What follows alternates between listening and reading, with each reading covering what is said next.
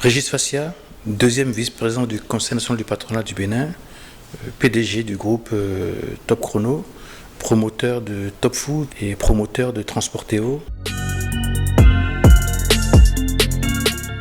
Je pense que les pouvoirs publics au Bénin, très vite, ont pris la mesure, je dirais, de la gravité de la pandémie et ont mis en place un certain nombre d'approches qui, aujourd'hui, font que les entreprises sont obligées de suivre le port de masque au sein de l'entreprise devenu absolument obligatoire. C'est parce que nous avons respecté la distanciation sociale que je n'ai pas mis mon masque dans le cadre de cette interview, par exemple.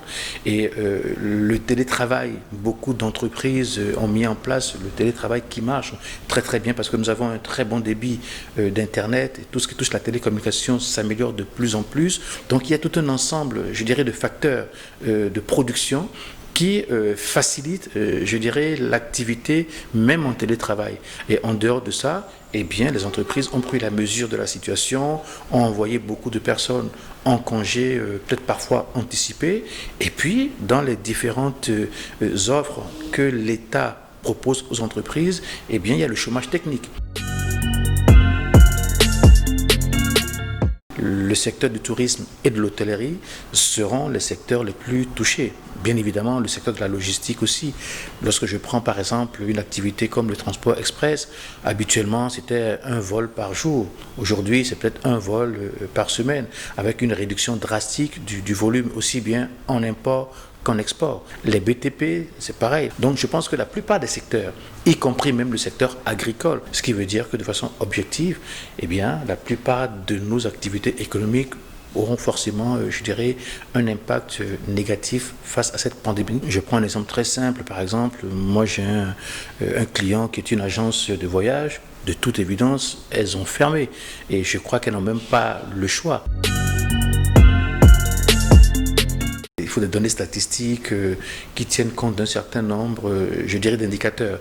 Donc, je ne suis pas du tout en possession de ces données pour vous donner l'impact financier que ça aura. Mais il est évident que, aussi bien du point de vue macro que du point de vue micro, il y aura des impacts.